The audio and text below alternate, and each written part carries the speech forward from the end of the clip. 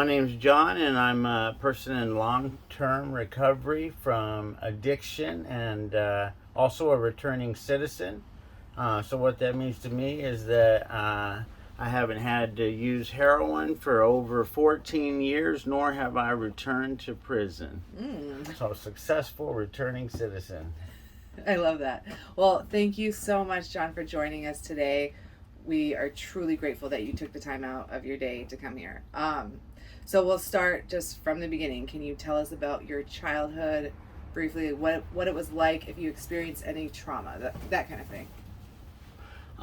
So my father is Mexican, and my mom is from Southern California. And I grew up with the Hispanic side of my family mostly. Lived in Monterrey, Mexico, and LA, and Albuquerque. So as a child, we moved around a lot. Did you graduate high school? I did. Did you go to college? I did go to college. I had a full paid academic scholarship to the University of New Mexico based on my SAT and ACT scores. And went to University of New Mexico and partying, and I was affiliated with Sureño gangs, so you might be familiar with that. A lot of my cousins were in, and so would sell weed to the college students, and that progressed into powder cocaine, and then to rock cocaine. So that's early 90s. Rock cocaine was like huge. So rocking up cocaine, and for me, I thought it was just economics. I'm not buy low, sell high, right? So I wasn't. I didn't think I was an addict or, but started smoking rock cocaine about 19 years old, second year in college, and all downhill after that. I started using IV heroin to come off of the cocaine and set me on a cycle for about 10 years. Lost 18 friends to overdoses, and a couple got shot. Dropped out of college and in and out of institutions, and so yeah. Can you share just like 2 examples of things that really illustrate your active addiction? So I was doing a lot of cocaine and heroin, and had access to a lot. So we were selling drugs. So people would come down from across the country to Albuquerque to the Southwest to pick up drugs, and so I just had access to a lot of drugs. So I would just do drugs until I would overdose many times. And I just couldn't stop. Would you say that you were obsessed with using drugs? Oh yeah. So for somebody that's never experienced that mental obsession, can you describe it? Well, it's insanity, right? As they say. So it's insanity, and it's hard to explain, but you get in such a hole of depravity and brokenness that and then there's shame attached to that, so the only thing is to continue to go back to it. So it really is madness. It's insanity. I don't totally, there's a physical addiction, there's a mental things going on, there's the addicted brain. I mean, there's so much, right. But I think it is people give up and they don't have hope.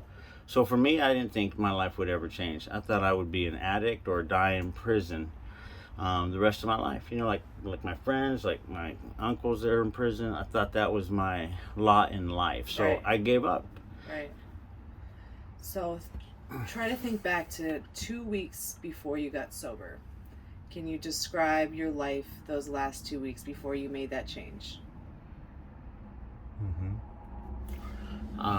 So I was on the run. I was supposed to go to a rehab called Synacor in Denver. So I didn't go, or I went up there and then decided I'm not doing this, right? So now there's an open warrant for my arrest, and went back to Albuquerque, and a guy owed me money, so I sent someone to his house to get some things because he hadn't paid me, and So then I saw him at 7-Eleven a couple nights later, and he got out of the car, pulled in, got out of the car, rushed at me, and I stabbed him. And so almost killed him. And so I got up and left Albuquerque and went to Phoenix, and was going to go to Mexico and just do things from that side of the border, or whatever. Like, I speak Spanish, and so just go Right. there and beat the charges was kind of my mentality.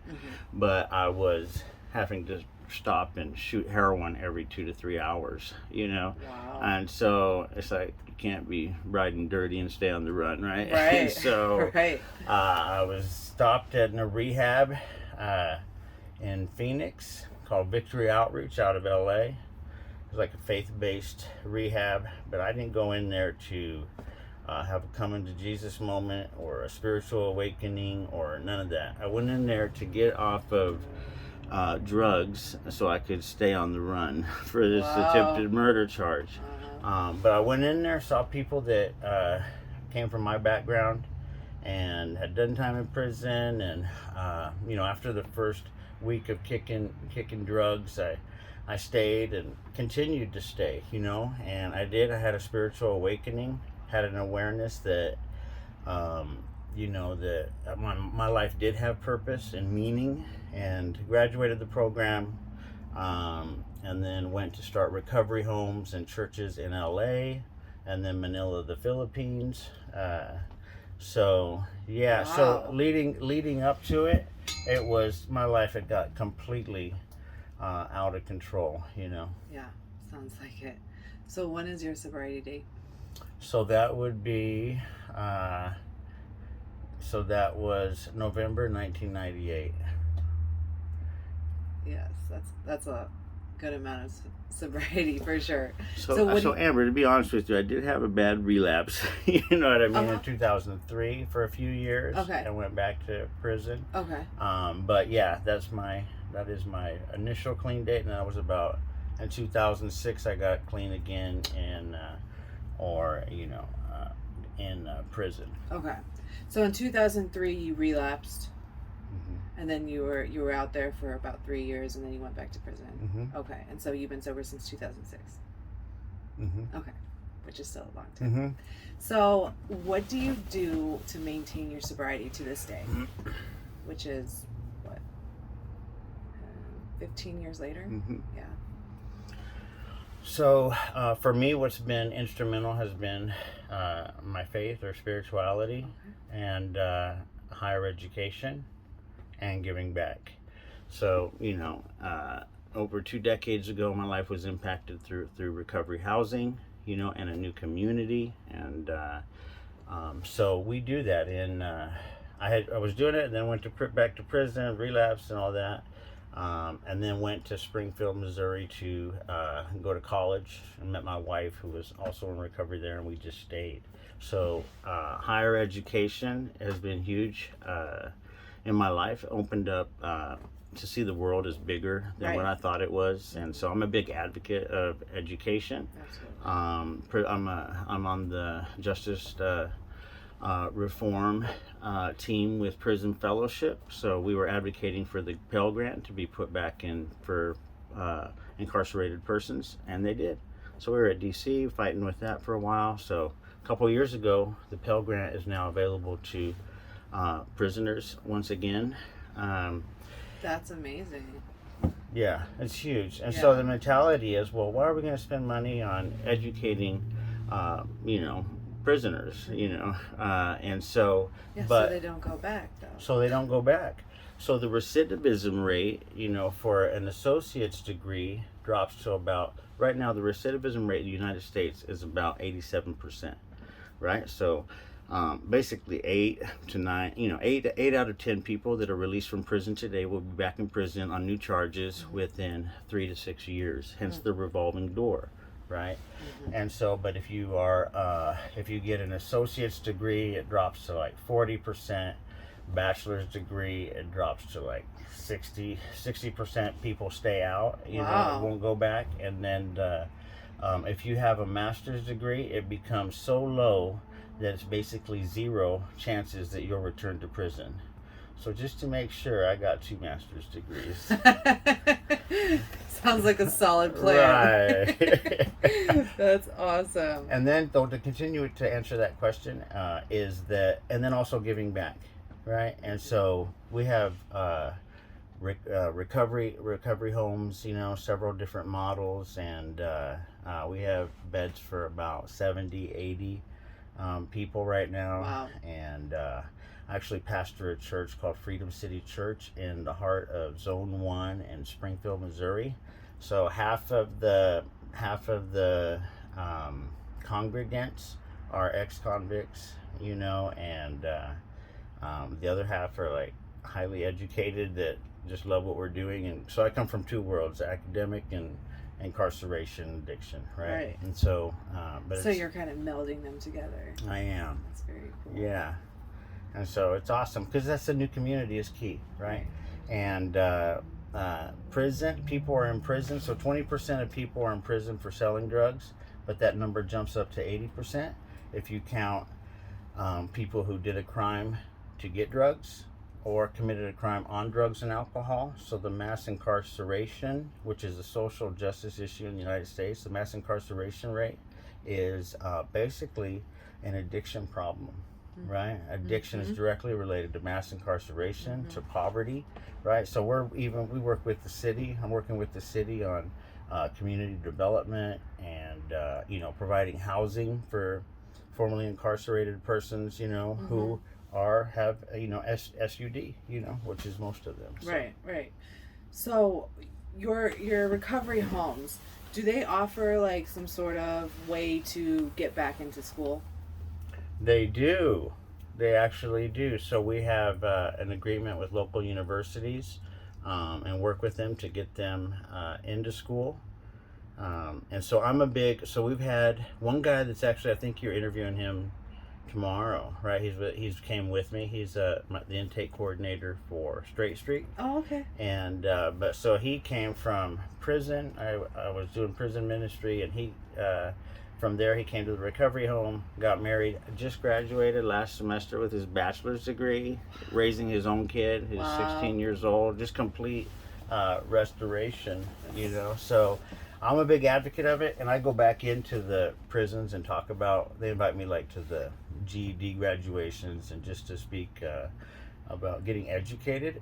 And so a lot of people think that they're not going to be able to do it, right? So when they see someone, that's what we were talking about earlier, is hope, right? So that's why I'm so transparent about my life, and even wrote a book about it, and what's the book called? It's called My Prison Became a Palace. Oh.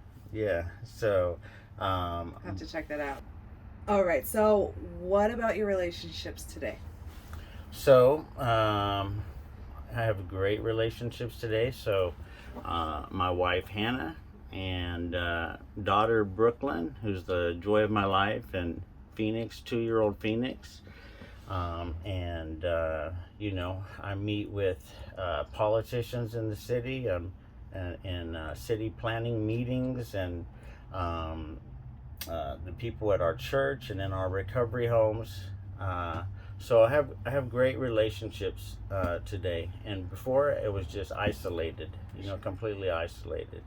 I got to the point where I wasn't like, hey, let's go do a line and go to the club. You know what I mean? Nothing like that. Right. Just keep it all in for a room, yourself, in a room.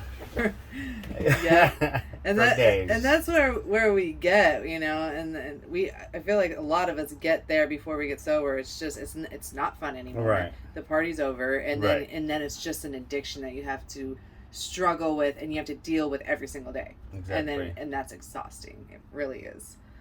So, Right. Can you describe a certain feeling that you have received through sobriety that wasn't there in addiction?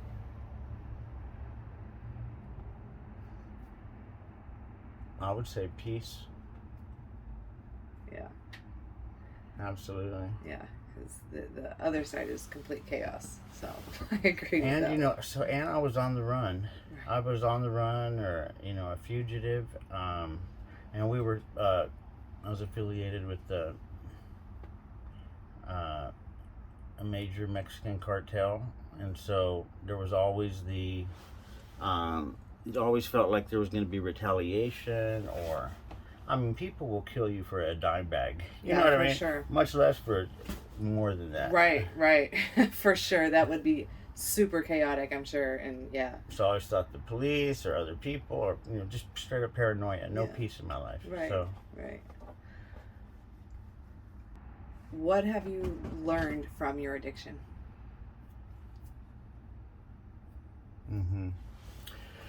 I think I've learned that no one is beyond hope. No one is, that anyone can change. So when I see the people that everybody's like, there's no way. Right. I'm like, I was once that person. You know what I mean? Right. So, and also I think a lot of compassion. And what words of hope could you share with somebody trying to get sober? I would say it is possible. You don't have to keep living that way. And it's not an easy journey, but it is possible and it is worth it.